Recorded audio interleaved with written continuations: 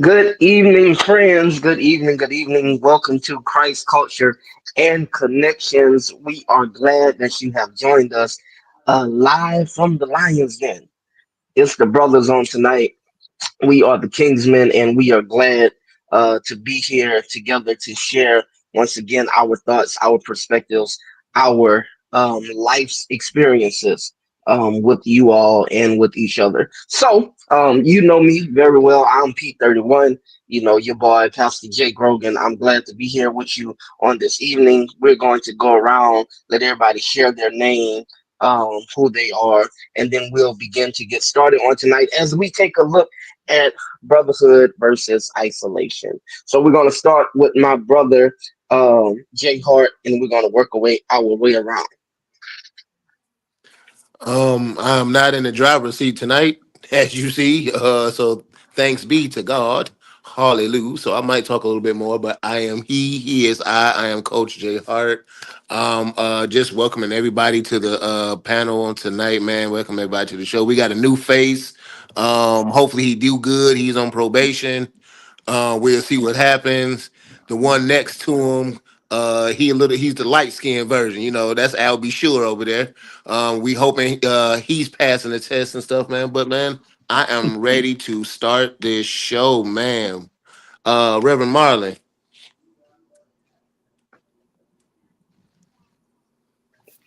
We can't hear you, brother. Unmute your mic. My bad. I was We I was messing still up already. He messed up here. And look, Boy. this one at the bottom in the middle being messy. hey, Stop my being bad. messy. I was still muted. I am the Reverend Marlon Vickers, youth pastor, motivational speaker. Uh, I am he. I'm the guy. I'm the man. So that's about it.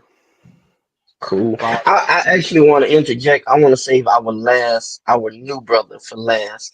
So let's hear from uh Reverend Victor and Uncle Rich. Well, good evening. It's good to be back in the second re-edition since we've been back. And so, Reverend Victor Patterson, chilling out in Troy, New York, looking to see what this discussion was going to lead us tonight. I promise to be on my P's and Q's by dotting every I and crossing every T. And so, hopefully, we're going to get into it. Oh, Oh, hey, I'm Richard Glover. Man, I'm just y'all next well to the with man this sitting next mute to the button man. already. Um, am I muted? No, No, Now you you you live. are, good. we can hear you now. You good? we live, though. Okay, I'm just checking. I didn't know. Am I okay? Well, And let's hear anyway, from hey, how the y'all? Happy to be here with you gentlemen tonight. We'll see what pops. let's hear from the scholar in the room on tonight, the doctor, I don't know about our newest brother. the scholar part, but I do have an earned doctorate degree from Hood Theological Seminary in Salisbury. The Reverend Dr. Jared Fight. I am pleasured to be good friends and brothers with Pastor Johnson. I am pleasured to pastor Holy Ghost headquarters, the Thrill on the Hill, Steel Hill Amy Zion Church in Lancaster, South Carolina. Ain't nothing finer than the Carolinas, I will say. And but I was born in upstate New York, and so found home in the South, and I thank God for it. I'm pleasure to be here on tonight. Pleasure to carry conversation and have a good time. Wonderful, wonderful. Thank you, brothers, for that on tonight. I will say this very quickly, and we're going to move. God's first name is Alpha. I just wanted to throw that out there. So I want to Can we start can on we can, tonight. can we play right quick for deliverance for I P30? want to start Like on shit tonight. to start. Why? Matter Why of you fact, want to start? the brother that is running his mouth the most right now. I want to start with him. But here's where I want to start on tonight with each brother in the room. What is your definition, your own definition of brotherhood? What does brotherhood look like to you? We'll start with Patterson. Lord have mercy. I'm gonna see if I can put a foundation down, and so everyone else can build upon, a solid foundation. So, what does brotherhood look like to me? I would say is accountability. I think it's where you are man enough to say that you need someone else to survive. I think it's a part having an accountability brother to say, hey, you good, or hey, you didn't do this the right way. Hey, you might need to go back and relook at this and do this thing differently. Someone that you could lean on when times get rough. I think that's what I consider to be a good brother. Oh, Uncle, Uncle Rich. Now, how you gonna make me follow that, man? Come on, folk throwing up hand signs and stuff. I thought we was trying not to be clandestine. I, Hey, I just, I'm just saying. If you want to talk historical brotherhood, some of y'all a few years late if we go in that hey, route. But since we're hey, not going that route, just hey. speak to the concept of brotherhood as being a safe space where men can truly have accountability, but also feel safe, protected, and valued amongst men. And that's a rare thing to find amongst men. So that's brotherhood to me. Coach, Hey, I'll rock with them too, man. I have nothing more to add to it. you Pastor. I think it's all of that, but also it's a place where you could come and have a conversation with your brother, and you don't have to worry about them telling your business to nobody else. Because some you can't tell everybody your business. You got to have some brothers that you can just go and conversate and say, hey, look, this is what's going on with me, and you and that brother can have a conversation, and you don't have to worry about that brother getting on the phone calling somebody and say, hey, so and so just told me this what they got going on. To me, that's real brotherhood. Or like Pastor Vic said, if you see me out doing something, hey, don't leave me out there by myself. Come out there and say, hey, what's going on? Why are you doing this or why are you doing that? Hold me accountable, and then we hold each other accountable. And let's not just wait till something happen to have a conversation or to call and check in. If it ain't something, just once every now and then, hey, bro, what's going on? Let's go watch the game. Let's hang out. And that way, because now you're able to have that conversation and that man friendship with somebody that you are able to just rely on them and say, hey, this is what I got going on, and you don't have to worry about them telling nobody else. So that's for me, brotherhood. Everything else what they said, good foundation. That's what I think. That's for me. Dr. Carolina. I think I agree, completely agree with everybody. Connection is important. However, every man is not a brother. From the standpoint that brotherhood falls in multiple different categories. You have those who are born from the same parents that they're connected by bloodline. You have those who are, as was stated already, in fraternal decisions. But then you have individuals who doesn't share your bloodline, or maybe not even share your same frat, but they also um, are those who look out for you because they buy into the future that they see you obtaining. And so a real brother sometimes will sacrifice the greater good of themselves to make sure that their brother has what they need in order to be the best version of themselves. And as it was stated, accountability, prayer, and all of these other things go into showing yourself a brother.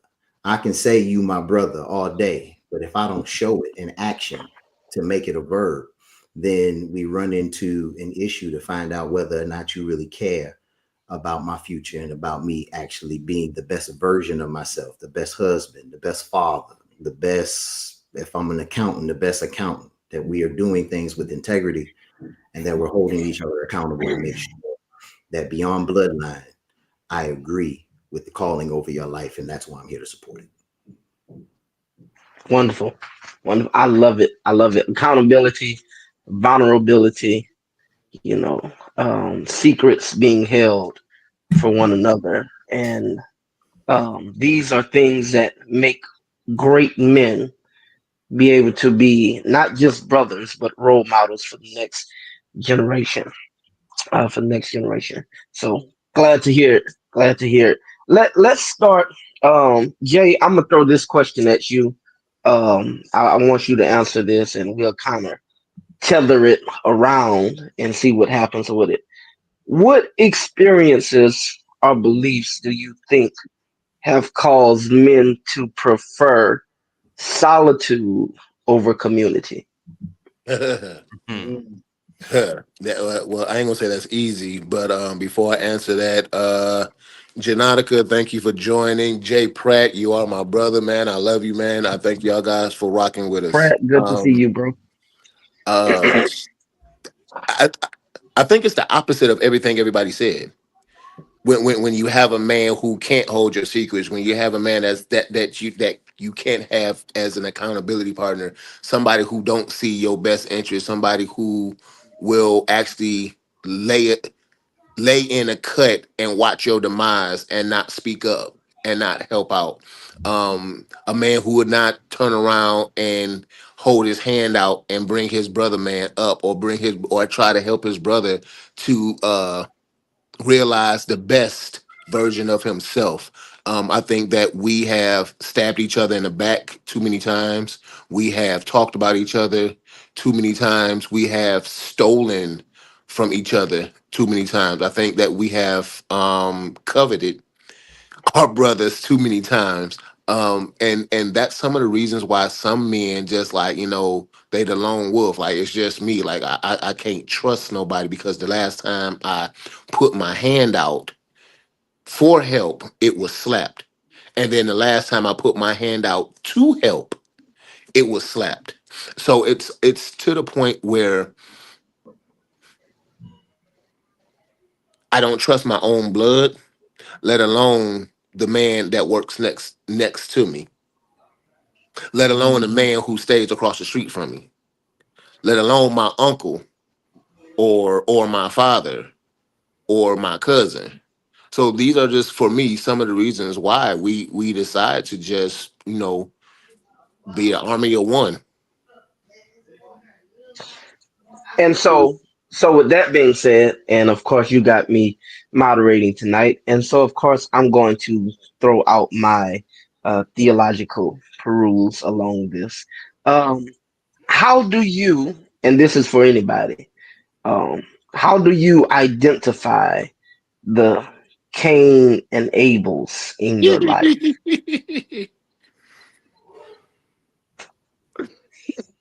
Mm.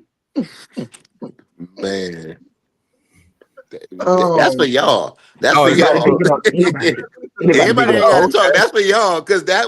How Ooh, do how do Jesus. you how do you identify the Cain and Abels in your life, and what do you let me add this to it? How do you identify Abels in your life, and what do you um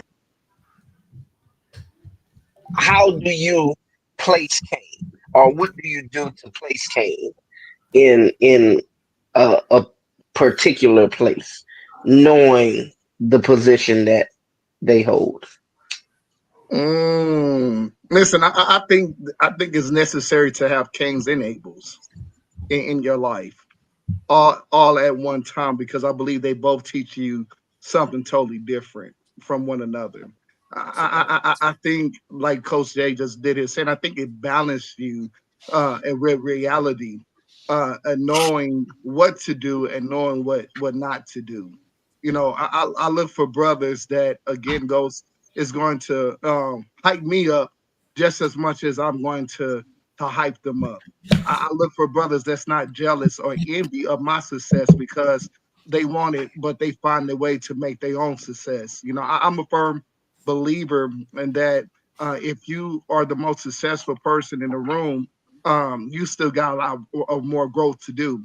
And I believe that you should always have people that you envision to cheer for them, because as long as you cheer for them, you're gonna continue to move forward and grow, right? Unfortunately, we have been taught some things in a negative way where we say just be a man, but that has a negative connotation in it, right? For a little child to hear what just be a man, be like Uncle Terry, be like your daddy, be like and all the rest of this stuff, and we see what they do on the outside, but not realizing why they was even in that position in the first place.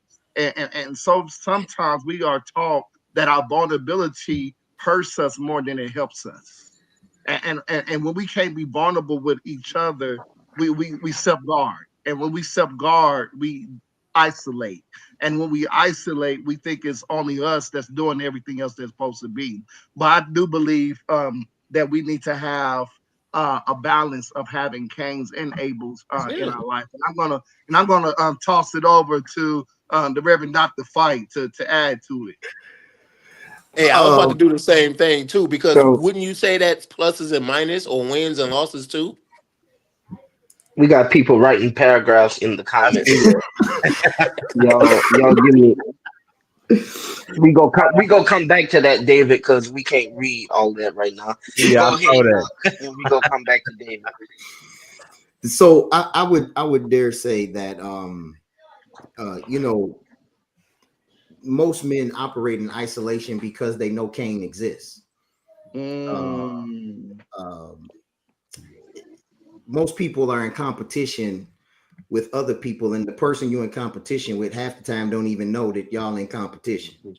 That's true. It's because when you have a life, you're focused on living that one and not comparing it to somebody else's.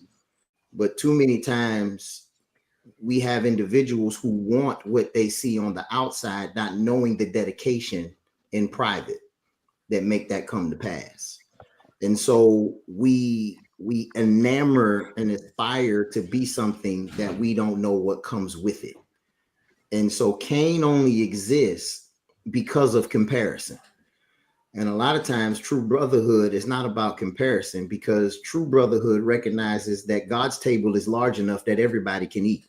mm. Just because I'm sitting at the table eating doesn't mean that I took your spot. That sometimes we got to recognize that there's enough room for everybody. Right. And until we come in connection to be able to learn and grow and not isolate because we feel like we are not in a position to where we're competing, then we can aspire to have true brotherhood. But until then, most men isolate because they Uncle Rich, Marlon, y'all want to add? Uh, Go ahead, Uncle. I see you about to talk. You got it, Marlon. I defer. Yeah. Well, when I think about isolation, it's a lot of times I think men do isolate because of maybe something that happened to them in their past, and they're afraid to step out again to be involved with other men because maybe what happened in their past. And I like what you said, Pastor Vic, about I think we both need some Cains and some Abels in our lives. To me, I think when you look at isolation, and we start talking about brotherhood versus isolation, if you're going to be a true brother, then you got to eventually come outside the walls. And I tell people all the time to stop being in that box. Sometimes you got to step outside the box that you living in. It's more things going on outside the box than it is on the inside. And what happens is, as men, we stay isolated so much that we hold so much stuff in that it causes us to have so much issues and heart attacks and high blood pressure and just stressed out because we don't communicate, and we tell our boys when they fall, don't you cry. Boys don't cry. But no, men have emotions, and we have to express ourselves. We have to get things out, because the more you hold things in, the more isolated you become, and you're not good to be brotherhood with nobody, because you don't even know who you really are. So as soon as you get out of isolation and you start trying to be connected to somebody else, you're afraid, because you don't know if they're gonna be for real brother, or they just gonna be that brother that say they for real, and then the next thing you know, they telling all your business. So that's why I think a lot of men, we isolate because we are afraid to be connected to a point that we are able to tell everybody our business. So Mm. uh, that's mine in a nutshell of when we're talking about brotherhood, isolation, and that's what I think. I love that. Oh, I think the question about Cain and Abel was where we started, so I'm gonna come back to that. And the good brother doctor said that the Cain and Abel story shows us about the perils of comparison, but in truth, neither Cain nor Abel was comparing. They were dealing with their own adequacy or inadequacy to meet expectations. When God spoke to Cain, he asked him why he was frowning. And that was when he mentioned what happened with Abel. But he said to him after that, if you would have done what you were supposed to do, your offering would have been accepted too. It wasn't about what the brother did, it was about what he did. The comparison only sheds light on Cain's inability or unwillingness to follow a strict command. So if we're looking at isolationism versus brotherhood as it relates to fidelity in friendships or obedience to the man code, as we say, not tattletale and those kind of things, you can talk about other people, but ultimately the person who's willing to kill his brother does so because his brother doing right shines light on his inability to do right or his own personal wrong.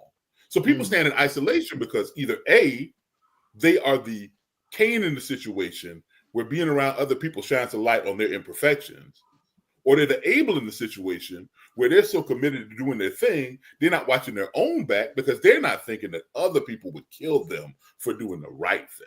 So, it's two sides of the coin on the Cain and the Abel thing. And personally, I don't want no Cains in my life. Y'all can say we need them both. I don't want them, because if I got somebody in my circle who sees me thriving and doing my best, and their response to that is not to come up down, they don't need to be in my circle. To me, that's the cautionary tale. So Cain and Abel, But I think a better brother question as far as a biblical reference is a Jacob Esau comparison, because that was truly a situation where there were factors outside of the individuals that played into the behaviors. And then we see it play out over time. We see jealousy, we see rage, we see deceit, we see all that in that scenario. But Abel was just doing what he was taught to do. He was making an animal sacrifice that Now, was pleasing to God, following the rules. So that's let me let now, me but wait now, only is it the wait. Let me ask you a question. Let me ask you a question about that because I know our magnanimous youth pastor brought it out and stuff. I, am I in isolation because I want to do stuff the easy way and not push myself to be better? Or am I in isolation because I don't know that I can do better? You asking me? This is the question. Like, because Okay. I mean, I think it's the former and not the latter, because I think within each man, there's a certain awareness of what his abilities and capabilities are. So the second part, I don't think I isolate myself. Well, you asked what I think. I'm going to go what I think. I think even in isolation, you can determine who your best self is. I think people isolate because either they're afraid of being challenged or they're afraid of their inability to meet a challenge. I think it's an internal thing that chooses isolation because we're not made to be isolated creatures. The first thing that God said was not good was that the man be alone. We are made but as he a part didn't. of a But he community. didn't give him. But he didn't give him another man. He gave him a woman. well. Now, you know I'm see, what? y'all, telling you what he y'all, said. I'm not y'all talking about are, what he did because it's not my job to figure out the mind of yeah, God. I can only give y'all you are the word of God. crossing, y'all are crossing the fences of other questions. And since we there, let me just go ahead and exit. Well, Beyond I didn't. marriage, what do you think God intended by Genesis 2:18? What do you think God meant when He said it is not good that man should be alone beyond marriage? Because we do highlight this in the context of, Absolutely. I'm oh, gonna he tell you what I meant think. I'm gonna tell marriage you what I think. because he I'm gonna tell did you what I Eve, think. I'm but gonna tell you what I beyond think. marriage, what do you I'm think gonna he tell you what I intended? think. I'm gonna tell you what I think. I'm gonna tell you what I think. I'm gonna tell you what I think. I think isolation gives the opportunity for the devil to distort the truths that God has outlined. I think we see it in Noted. Genesis 3 when the man is alone and the woman is alone. Because now, mind you, the mandate, what God said was, it's not good for the man to be alone. But the enemy came to the woman when she was alone. Although the man was with her, he spoke to the woman alone. Throughout the Bible, we see people saying, pair up to go out, team up with this person. Two are better than one. The idea of community is a thread that runs through the Bible. The only thing that's one is one faith, one God, one baptism, et cetera, et cetera. But amongst men, we're called to be group. We're called to work in community. So what do I think he meant when he said it's not good for the man to be alone? Left to your own devices, you will distort all truth and make it all lies. You leave a man alone long enough, when you come back, think about the movie Castaway. Tom Hanks was a man that was alone. Tom Hanks had a sound mind and body, but Tom Hanks was talking to a volleyball because he was alone. Now, a reasonable man would know that this is a volleyball, but because he was so lonely, because he was so isolated, he created an alternate reality in which he could have companionship because he was desperate to not be alone. And he wept like a baby when his only friend, Wilson, floated away in the ocean like volleyballs tend to do. So what do I think God meant? Hey, man, it's not for me to predict or forecast the mind of God, but he gives us enough of his word that we can understand the intent in his word. And if he said it ain't good for us to be alone, it ain't good. What he gave us to not be alone, that's on God. Why he chose another woman, because he said suitable help me to meet that need. And his plan was procreation, and the procreation came from a man and a woman. So, but above and beyond that, even beyond them, even when Cain slew Abel, there was another son, right? So there was this idea of loneliness and isolation. When God saw Elijah go off to himself, right? In isolation, Elijah was wishing for death. But he had just prayed down fire from heaven to kill 450 prophets of Baal. Isolation will make you think things that allow you to distort the truth that you know.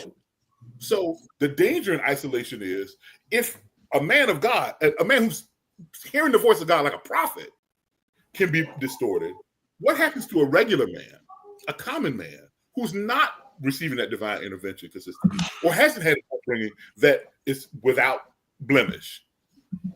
His distortion is all the more distorted. So Dr. J. what did God mean? I don't know. What does God say? All over the I Dr. want J. to. I'm only calling Dr. J because he set up 2 or 3 times, and it looked like he had Right. something. Yeah, he looks like he has a. I was Hey, B, going. you Yeah, seen I it saw too. I was that getting too. there. I was getting there. So I Marlon. was just about to say. Marlon. He was like, I saw it. Yeah, He yeah. leaned up and his hand got, and yeah. So I was about to say, come on and add Joe because I see it on you. hey, I see it hey. on you. He was like, do he see me? I'm moving. Somebody Look, pick look, me. look. Put me in, coach. Put me in, coach. So come on, Doc. I didn't know when I would have a chance in this double dutch to hop in and jump along. Well, So I come went on, and man. grabbed Let's me go. a Come note on. card I got to you. write my thoughts. So I didn't forget what was being said. I got you, man. I agree with some, but I disagree with some other stuff too. That's what we're here for. I'll go back to a statement that was made about in contradiction to having the Cains in your life. First of all, I would dare say I don't believe there's anything wrong with having the Cains in your life due to the fact They gonna be there. You work with them. that's right. Luke 6 shows us that Jesus prayed all night long. And when he stopped praying and said amen, when he started selecting disciples, he chose Judas and Peter. So before we say that we don't need to surround ourselves around the Cains or those who are going to set us up, kill us in any kind of way, Jesus surrounded himself with people that denied him, didn't support him, and sold him out. So before we say that we are immune to the opportunity to have the Cains in our life, we got to understand the greatest example we have is Jesus Christ. Secondarily, I completely agree with community and unity coming together. God is in bringing us together. The devil is in division. So when we go to the garden and we begin to think about the divisiveness of the devil, yes, it is to separate us from the presence of God. That is the whole design of the devil. However, isolation should not be demonized. I tell people all the time, if you want to see how strong Jesus was on his feet, take a look at how much time he spent on his knees. And a lot of times he didn't pray in community. He prayed by himself. He prepared himself in isolation to be able to operate in community. And so a lot of times we can't demonize isolation from a man's perspective, because sometimes you have extroverted men and introverted men, as that is in all human beings. But in order to be powerful in the community, in order to be good for everybody else, you got to first take care of yourself. And sometimes you can't take care of yourself while being in community with everybody else. You need some isolation. And the problem that we see with most men lose their minds is when they're called to be something, when they're not in a position mentally, emotionally, to be able to be that for the people they're called to be that to. Case in point, I'm a pastor as well as a division chair of religion and ministry studies at a college. And so in order for me to be good for my students, I got to prepare my mind to walk into the classroom. But if I'm going from classroom to classroom and I'm not replenishing myself, I'm not taking time for myself, I'm not growing in any way, then what good am I to my students? Same is true with my family. Same is true with my church. I need time for me. And so if you want me to be the best version of myself, sometimes you got to give me time to be alone, to finish, grow, to study, to do the things that's necessary. So when I go back in the community, I can contribute to the community instead of always taking from the community, because I don't never take no time for myself. And we all know people who want more from us than they give to us. And we're always pouring out to them, but they ain't never pouring out to us. And sometimes we see their number come up on our phone and we say, I ain't got time for that today, because all they calling is to take something from me. But that's because they don't take enough time to replenish themselves. So they feed off of you because you are their source of strength that you need to pour into. But in the wrong season, you might catch me in the wrong place where you won't get pastor fight. You don't get doctor fight. You don't get the version of me that you're searching for, because I ain't took time to be able to prepare myself to walk back in community. So when we're talking about brotherhood, we got to be able to read the room. If you my brother, and I know we've been giving examples, so I throw one out for myself since my time is running. I throw one out for myself. He's I Baptist. throw out the Jonathan David relationship, because David was anointed to be the next king. Jonathan was appointed to be the next king. Jonathan was only appointed to be the next king because of who his father was. And since his daddy was Saul, they thought that it was going to be passed to the next child of Saul's. So Jonathan recognized that I may be appointed, but David is anointed. And a real brother sees the anointing on another brother and says, I know the job may be coming to me next, but I see the anointing on your life that I'd rather you operate in your anointing than me operating something that I don't know nothing to do with. And so he sacrifices his own birthright as the next king to step back and say, that's where the anointing has fallen. And I'd rather give him the tools necessary. I heard my daddy coming to kill you. So don't show up at 3:30, show up at 7, because he's going to have some in there to take you out. I'm a snitch for the sake of the benefit of the kingdom of God, because I recognize the anointing that's on your life. Now, if that's not a brother, I don't know what is. So now let me I add got a the layer to brother this. preacher. I hear you and I respect you, but I'm gonna push back on one thing you said. There's a clear difference between meditation, stealing away for edifying self and closeness with God, than isolation. We talk about two different things now. Isolation is an abandonment of the people. It's not about taking time for self growth and development. Because when Jesus stepped away from his people, he wasn't alone. He went to be with the Father. Jesus always took time to be with the Father. It wasn't true isolation. It was separation from the people. So we got to delineate those terms. It sounds great, and I appreciate what you're saying about people drawing on us and us drawing on one another. But before Jesus met his first temptations, he went into separation so he could edify his relationship with the Father, who he always spoke to. It wasn't isolation when Jesus did it. When he went alone to pray, he was going to empower with the Father. It wasn't an isolation. Isolation is a negative connotation. And so let's brother, brother, let's add this. Let's consider what this. isolation is when we use Jesus and say that he's the paragon of isolation. On the contrary, I would argue against that vociferously. Let's consider with a this. Then. doctorate or any other. I just got a Bible. I'm just saying. Let's be consider clear this then. Because someone listening may think that it's okay to isolate when really what you're talking about is time for self-reflection, meditation, edification, and alone time with God. That's different than how we view isolation. And I'm speaking from a mental health standpoint, not just from our faith, not just from Judeo-Christian beliefs, but what is healthy as far as human interaction.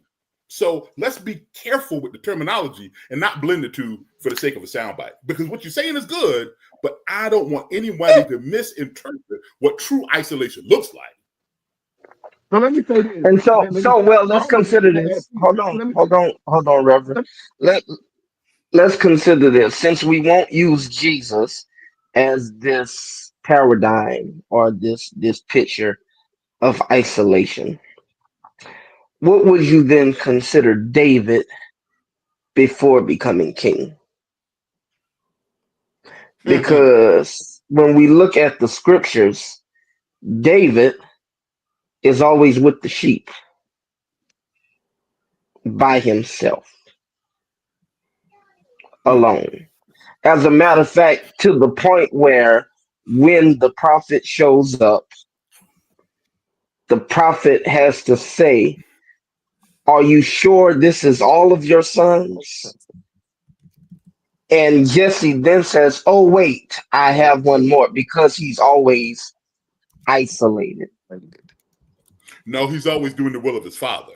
Let's be clear. David is a type of Christ in that sense, tending the sheep, tending the flock, but he was never like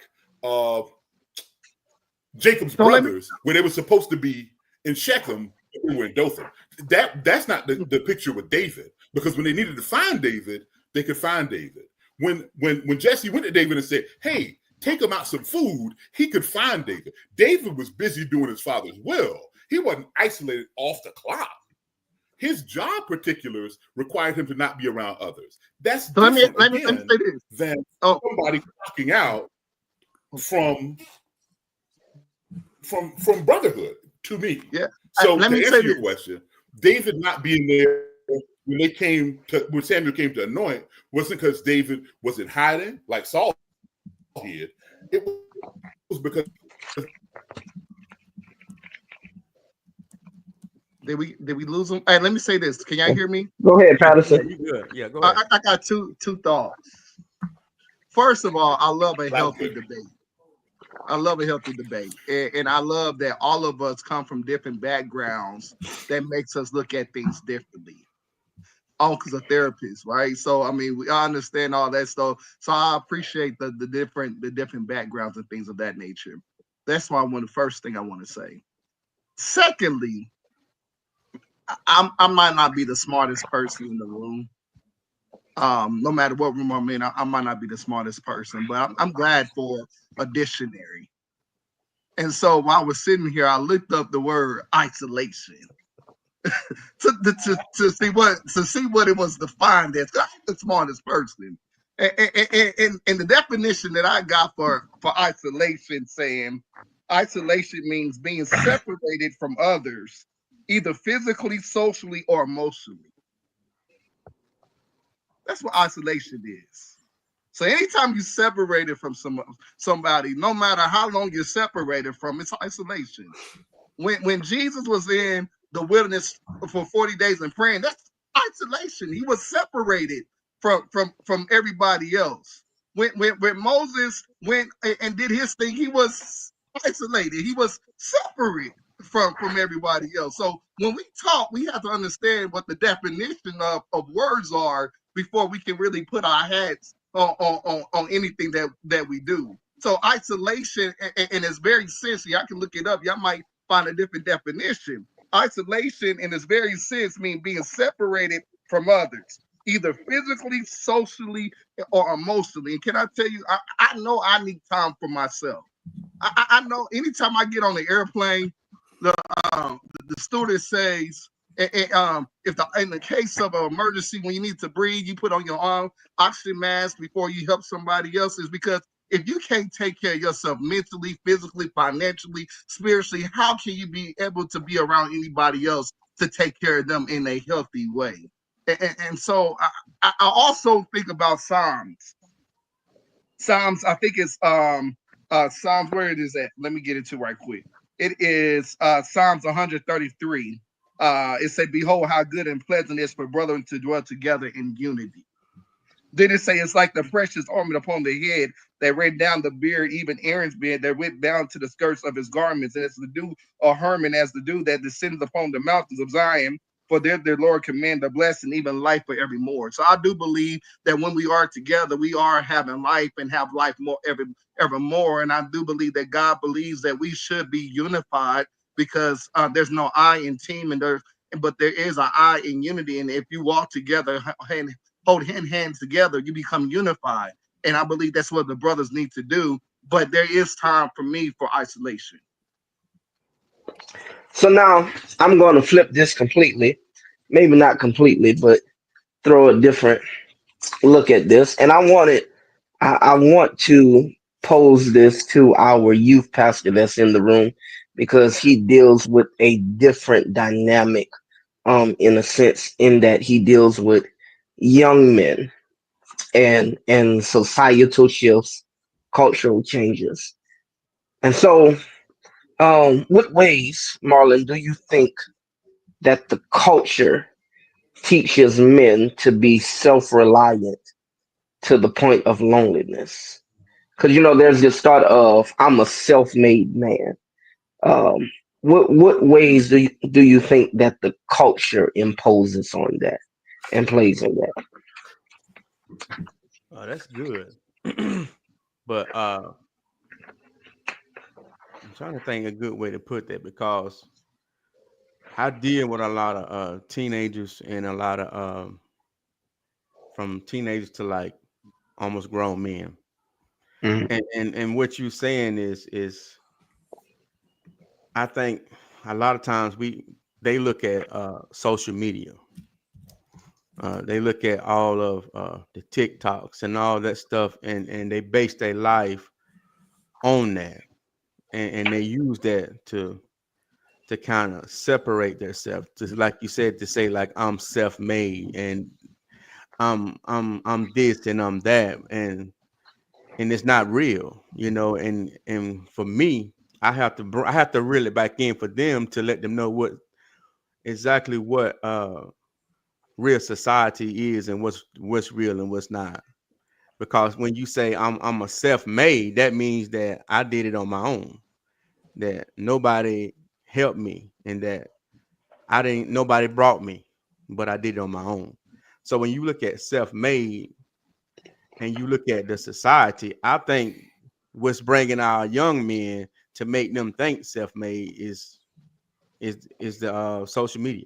All the things that they take part in, even the music make them feel that way, because you have some music that they listen to make them think that easy money is the best way.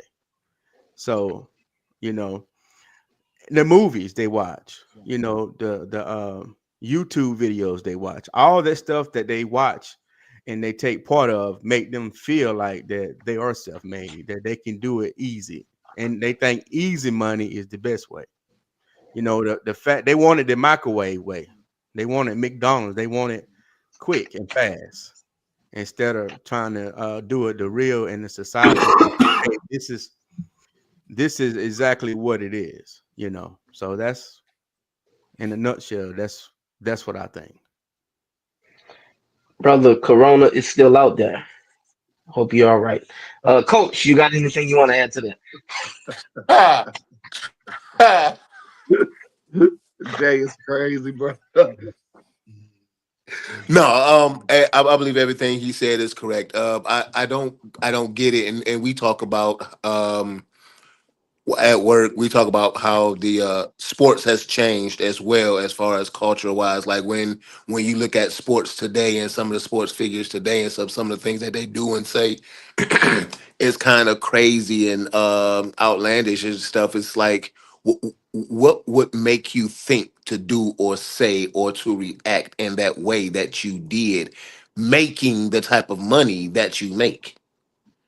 I believe that we have allowed them to put so much emphasis on what they see, um in whatever path they're seeing anything, whether it's social media or streaming or movies or however it is. I believe we allowed them to put so much emphasis on believing that what they see is everything that they can do and become, and it's okay to say and do and act these type of ways without having the restraints and or the common sense to say, hey, there's a cause and effect. Because you did this, it had this type of effect on you, or effect of the situation and stuff. And I think that once we start going, allowing this to continue, that culture would just be in a down spiral, quick, fast, in a hurry.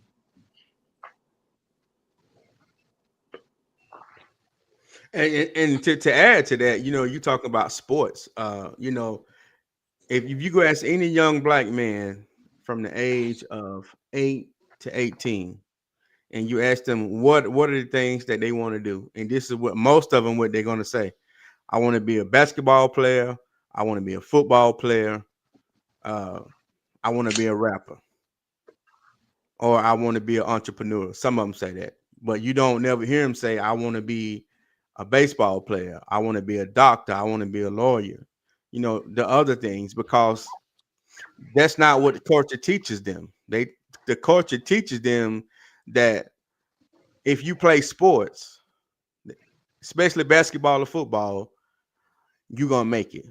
But they don't tell you that if you go to school and you break your ankle or you tear your knee up, and then that's not gonna help you out. You're gonna need that degree to move you to the next level in your life. So they don't tell them, culture is not telling you that you need sports and you need education, because they telling you that the fast money to be self-made is the best way to do it. That's what culture teaches our young men. But we as black men, we should be role models to say, hey, no, that's good to do that. But at the same time, you need to have some substance behind what you're doing. You need to have a good structure and a good foundation. Because what if this fall? Then what you gonna do now? What is your backup plan? And a lot of young men don't have a backup plan. They But that was my they question to you too. That was getting ready to be my question to you and to the whole panel. What are we as in our culture doing to show them, like, hey, there's more to life than what you're seeing. There's more to life than the fast dollar. There's more to life than instant fame or you being a TikTok famous or YouTube famous or Facebook famous. Like, what things are we doing? Because we're talking about brotherhood versus isolation. Have we isolated ourselves from mm, this nowadays culture and say y'all got to get it like we've got it, or are we doing like some of the old heads in my time did, like, hey, y'all going down this path and it's gonna lead y'all to destruction? well, I well think I can say before. Let me say this before you say that.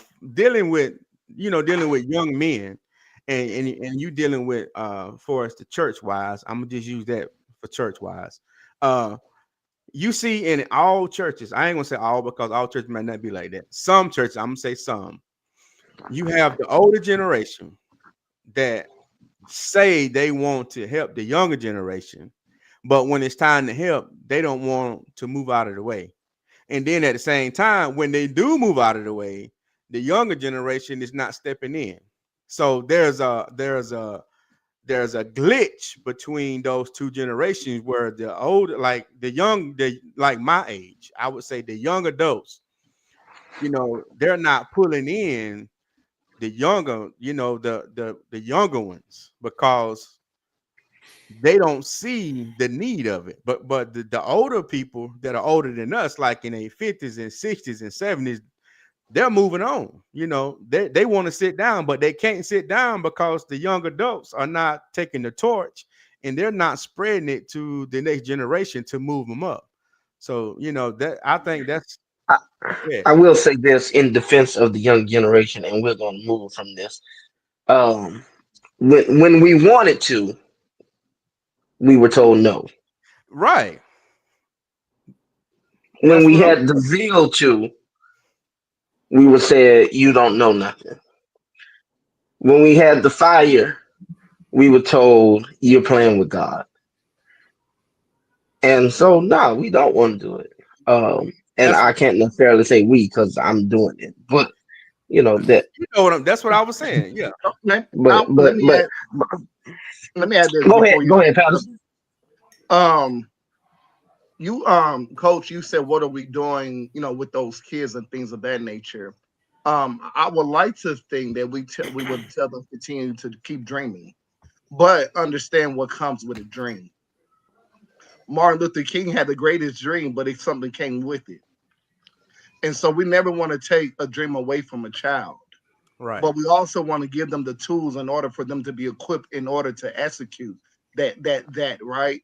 We still are fighting cancer, and perhaps one of these kids want to be a doctor, and we need to know, hey, you need to go, you're gonna have to go to this school, hey, you want to do this, but before you even get there, you're gonna have to make good grades. Before you get there, you got to go do this. I was in the military for 6 years. I served, went to Iraq and things of that nature, and can I tell you, I wish I had did that totally different. Instead of going to enlisted, I wish I had went in as an officer. It's a whole different night and day, but I wasn't taught those things. I was just saying, hey, go in here, we're gonna pay your education, we're gonna do all the rest of that stuff. But having someone in your life and say, you know what, this is your dream.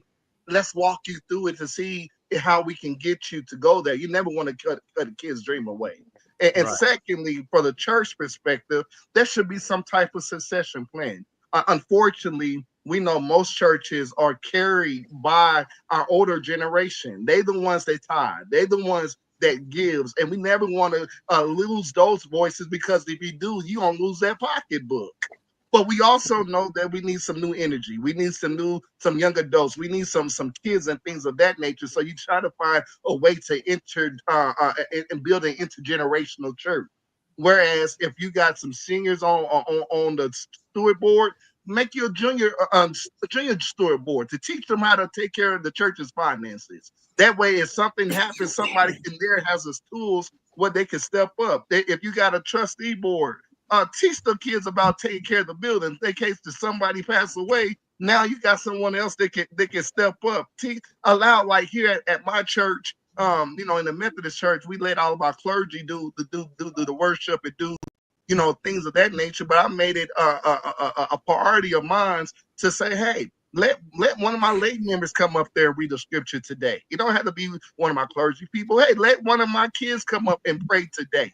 They don't always got to be the pastor, because I want to give them tools and skills that they can use in their spiritual life. So when they get home, they know how to operate Monday through Saturday before they even come back into the church on Sunday. And so I believe that if we have a succession plan, I believe if we have a plan that say we need the old folks, that we need the young folks, that we need the kids, we should be able to build something that everyone understand that they all are important. We never want to exclude the old folks. We never want to exclude the young folks or our young adults. And unfortunately, in most churches, I'm not gonna say all churches, but in some churches, the people that are there at the church are your old folks and your kids. Right. It's a whole generation missing. So do we get Now, rid of the generation that's not missing? right, That's right. I'm about to address a comment, and then I'm posing a question to Dr. J. But let me address this comment very quickly. Somebody said they first need Jesus. First thing I want to say is, who's to say that they do not have Jesus?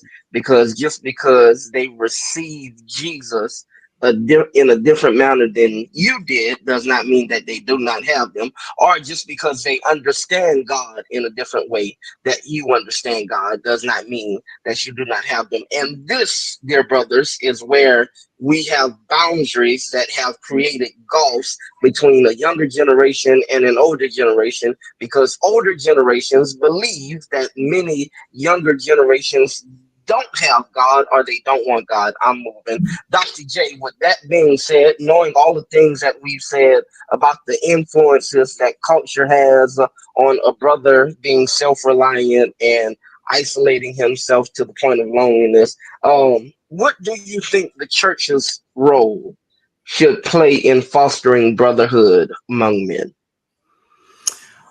Um, Great question.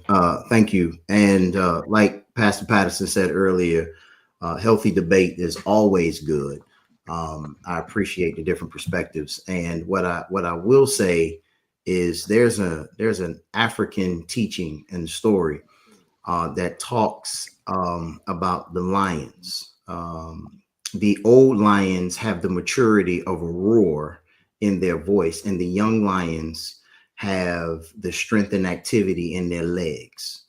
And so instead of sending the young lions out by themselves to hunt, what they do is they put the old lions in front of the prey and the young lions behind the prey. And so when the prey hear the maturity of the roar of the old lions, they run into the strength of the young lions, but all of the food go back to the pride. The young lions don't say, "This my food, I caught it, you fend for yourself." And the old lions say, "I put in the work and I deserve first dibs." Everybody get to eat because everybody worked together. And until the church comes to the realization that you need the young and the old, you need the mature and seasoned and the health and strength, and respect each other and what they bring to the table, then you can take something and build something for every human being and for every person. The problem is that some people, some churches survive off the dollar. So they cater to the one who brings the most money. And then some say, well, we need the young people. So you isolate the old people to try to make programs to do everything for the young. You need everybody to move ministry in a positive direction that touches everybody. And until we find the duality and the balance between making sure that seniors have what they need and making sure young people have what they need, then it's a continual conversation. And I think what's wrong is that if it's kind of like the old playground. I grew up old school. I'm old enough to be young and young enough to be old, if that makes sense. but I remember that if you brought the ball to the court, but then ain't nobody do anything to put you on their team, then you take your ball and go home. Because if I can't play, Ain't then nobody. can't nobody. Nobody can play. And that's the mentality Yeah. we have in most organizations, that if I don't get my way, then I just take my ball and leave. Instead of saying, what can we do to work together? Church should be about fostering relationships and community. It shouldn't be about division and privacy. That's my minute, I guess.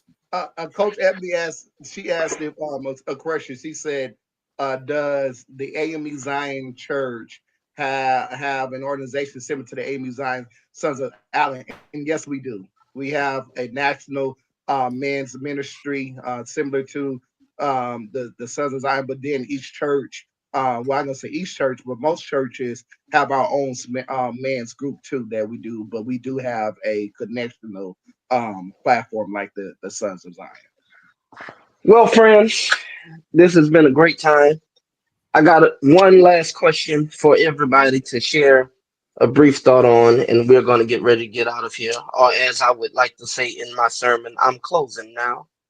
And so here it is. What practical steps can men take to build authentic brotherhoods? We're going to start with Uncle Rich, and then Reverend Patterson, Reverend Marlon, Coach J, and we'll close with Dr. J. What practical steps can men take to build authentic brotherhood? Brotherhood is a learned behavior. It has to be taught. In order for it to be taught, you have to have a teacher and one who is willing to learn. And the examples that we've given tonight, where we've talked about organizational strife, whether it be the church, whether it be fraternal organizations, the missing element is the inability to teach and learn. Both people have to come to the same point, understanding that there's value in both. What Brother Fife said was powerful. Reverend Dr. Fife said was powerful about the lion analogy. Um, young lions learn after learning to hunting skills from their mother, lionesses actually. They go in a pack by themselves and try to hone those skills. And oftentimes they're just bumbling and fumbling around because they don't have real direction or insight. It's the blind leading the blind in that teaching. They've gotten a certain amount of teaching, but they're trying to establish themselves. But the strength of lions is the pride, the fact that they're connected with a unifying cause, and that there's somebody in the group that is teaching somebody and somebody in the group that is learning from somebody. It's a continuous flow. Our problem with organizations is that some people like power too much and they see themselves as powerless when their wisdom is no longer viewed as power. When it's might makes right or youth has the dominant reign. We got to learn how to understand this idea of mentor-mentee. The Bible gives us clear examples throughout. Rather than go through those, we're going to close with the idea that brotherhood is taught. If you're not teaching, be somewhere learning. Otherwise, brotherhood never survives. Patterson. I just say ditto to that. I'm not gonna say too much more. I would just say in addition to that, you got to be able to be vulnerable but also present, because you can't learn anything if you're not present. You can't learn anything if you're not vulnerable in order to receive it. And so sometimes we would have been taught that we can't be vulnerable, but if we truly strive for brotherhood, there's going to be moments where you need to be vulnerable. And I'm appreciative of the Reverend Dr. Jared Fight. It's because we talk every day or every other day, things of that nature. And there's some things that I share with him that I can't be vulnerable with other people to share with him. And that's because we have built that trust. We have been built that being that present for each other in good moments and bad moments. And the only way we was able to do that is we both decided to be present. And so I think being present and vulnerable goes into the learned behavior of brotherhood. Wonderful. Marla. I think it's on the base of spending time with one another. Getting to know that person. Because if me and you are going to be considered brothers and we're going to be in a brotherhood with one another, then I have to know you and you have to know me. I have to feel comfortable enough to share my heart with you, and you have to be comfortable enough to share your heart with me, knowing that what you tell me that I'm not going to tell anybody else. So yes, I think it's learned, but I think it's a point where you got to spend time with that brother that you consider to be your brother. Because if you don't spend time with them, then how will you build any kind of relationship to say that you are my brother, right? Because if I don't call you and you always calling me to check on me, I don't never call you, is that true brotherhood? Or am I just responding to you calling or texting me? So, but if you calling me and I'm calling you every day and we going to hang out, we're getting to know one another, because now I know what you like and you know what I like and we know what each other don't like. So now we are getting to know each other as men, and now we're forming a brotherhood because now I know you and I know what to do and what not to do. So that's what I think when you say those are practical examples that you can form a good brotherhood is by forming and building a relationship with other brothers.